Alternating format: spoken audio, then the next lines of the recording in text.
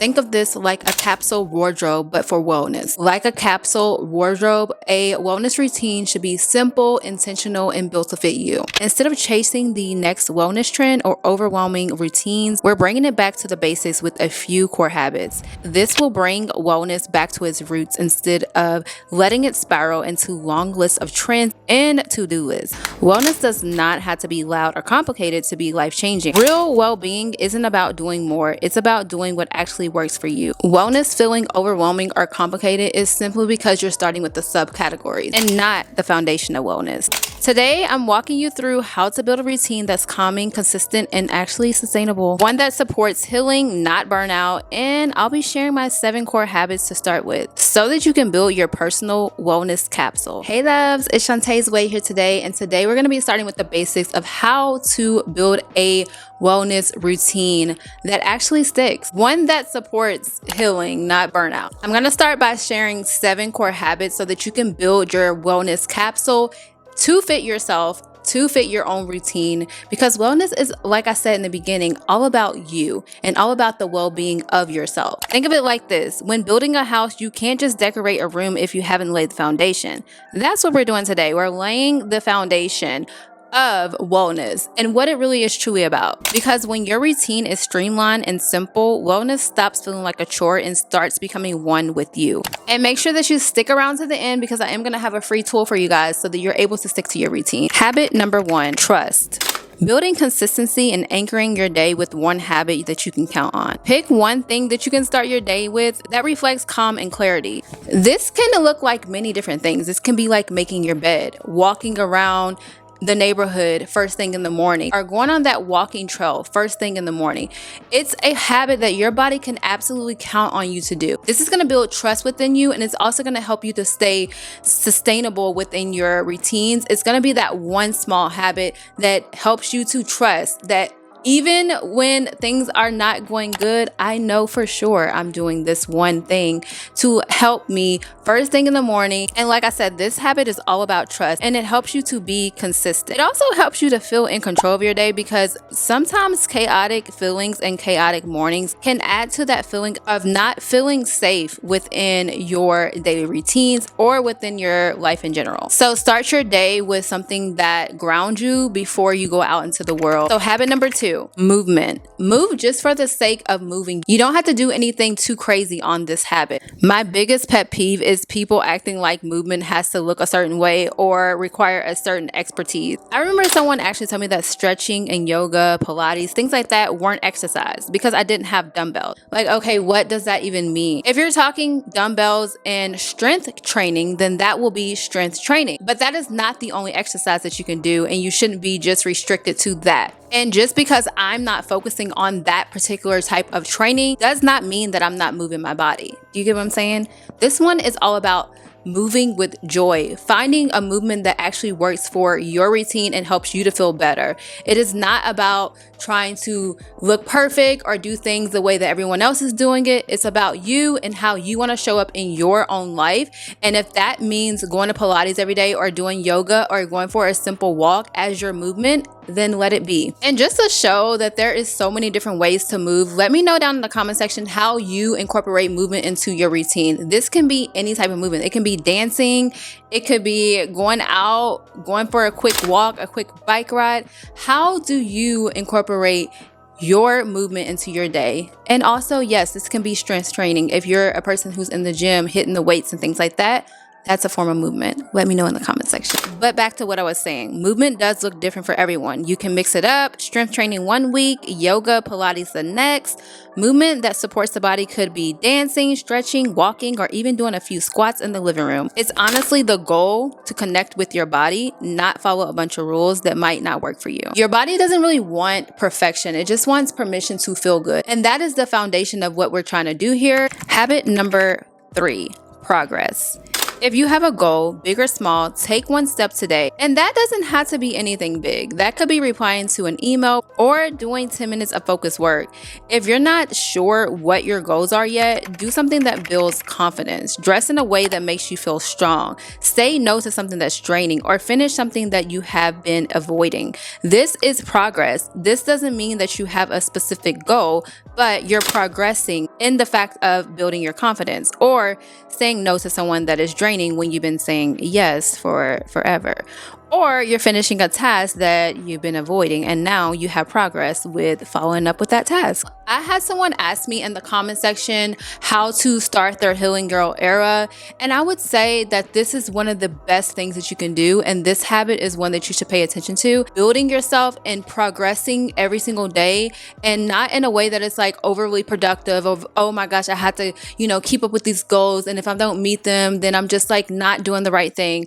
This is more so smaller things that make you feel like you're progressing, because that is going to build the confidence for when those big, tasks come along.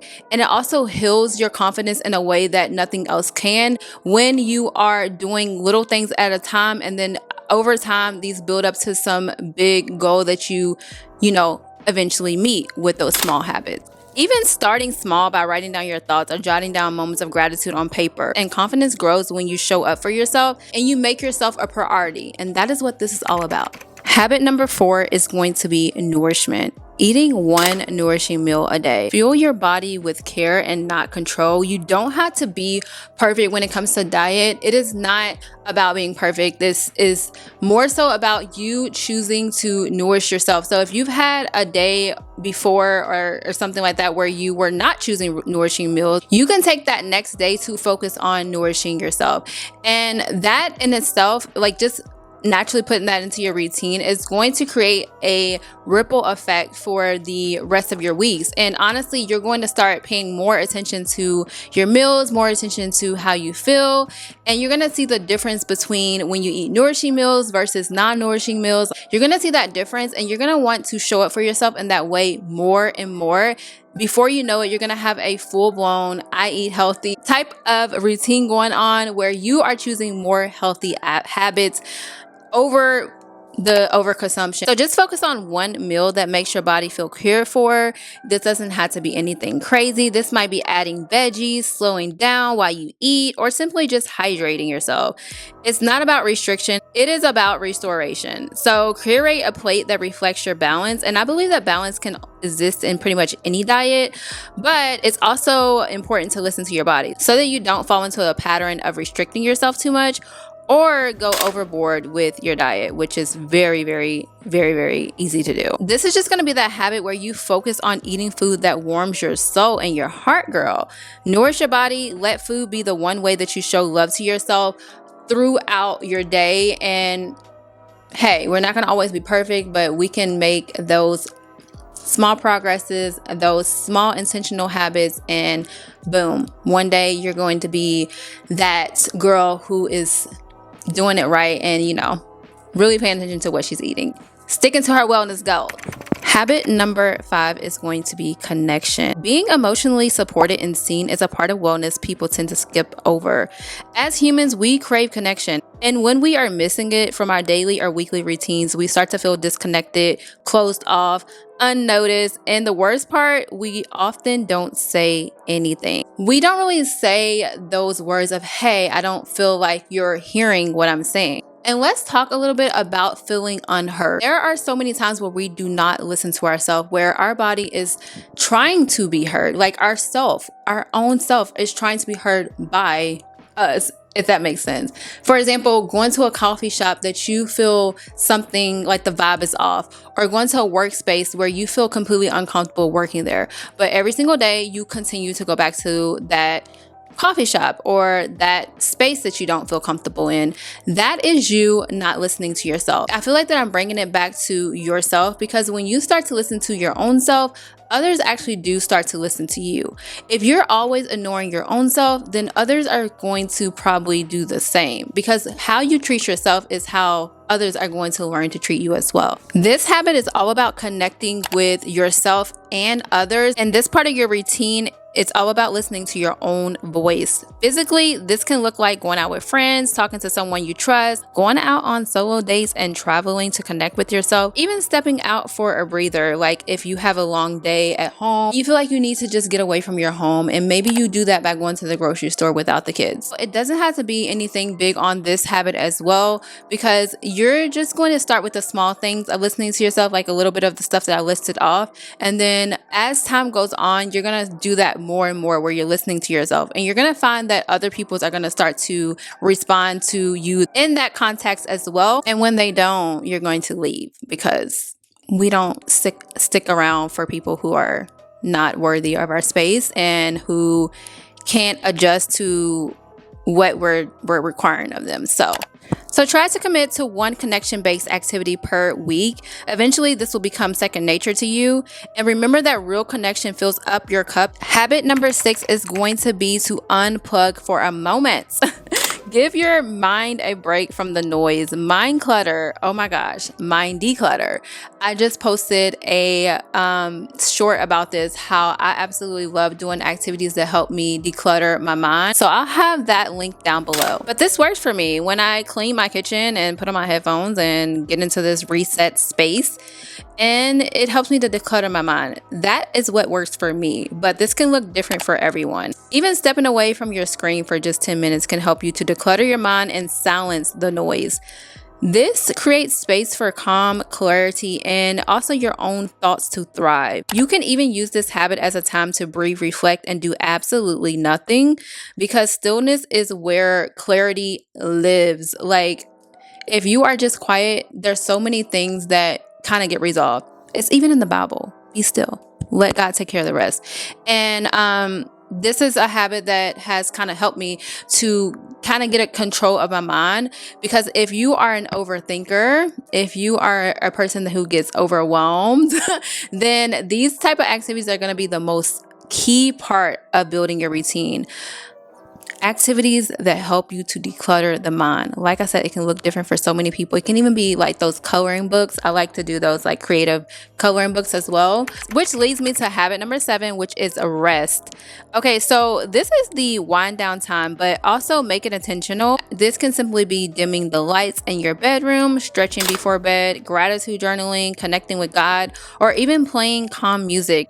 So you choose what helps you release the day and settle into your energy, so that you can wake up revitalized. Rest to me is a huge form of healing, and also your body deserves this step. And I know you're probably like, that is just something that everyone's gonna be doing in their routine. It's resting. Everyone has to rest. No, resting is not a part of everyone's routine. And I honestly feel like that when you are intentional about your rest, like you set the tone and things like that, it's even better. So when people say things like, oh, you should go and buy this expensive candle, it helps you to unwind, or you should go and get like these essential oils, it helps you to feel to unwind, or whatever. That is a subcategory of this wellness tip, this small habit, which is rest. You are getting those things to help you rest. So you can start buying those candles for you to help you decompress, or you can start buying whatever to help you decompress, but you have to start from this one word, which is rest. As you can see, this capsule routine isn't about doing it all or doing it perfectly. It's about building a lifestyle that supports you and not stresses you out. I see so many wellness routines that are just completely out of touch and also overwhelming. But the reason that it feels that way is because most people are skipping the foundational small habits. My biggest takeaway that I want you guys to kind of take from this video is to start with the foundational habit. These habits are going to be small, doable, and broad enough that you can fill in the blanks based on what works for you.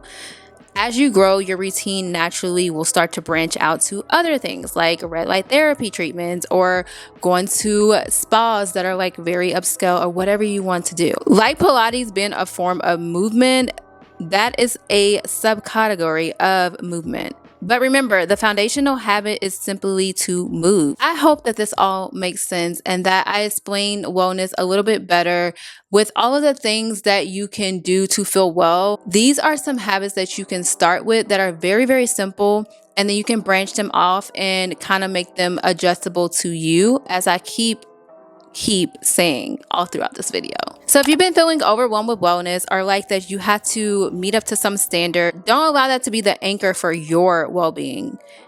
I hope this all makes sense, and I hope that you now understand that wellness actually starts from foundational things and that wellness can be built around your values. So if you have any questions or you want to add to this video, feel free to leave them down below, because I am going to be in the comment section, seeing what you guys are saying. And remember to start with what feels good, stay consistent in a way that feels right to you, and watch how your life literally transforms from inside to out. I said that I was going to have a free tool for you guys at the end of this video. It is down in the description box. All you have to do is click the link to stay consistent with this routine that you're going to be building and that you're going to be successful at. I know that you guys enjoyed this video, but if you did enjoy it, make sure that you click the thumbs up. So I'll be reading you guys' comments. Thank you guys for always supporting the channel, and I'll see you guys in my next one. Bye.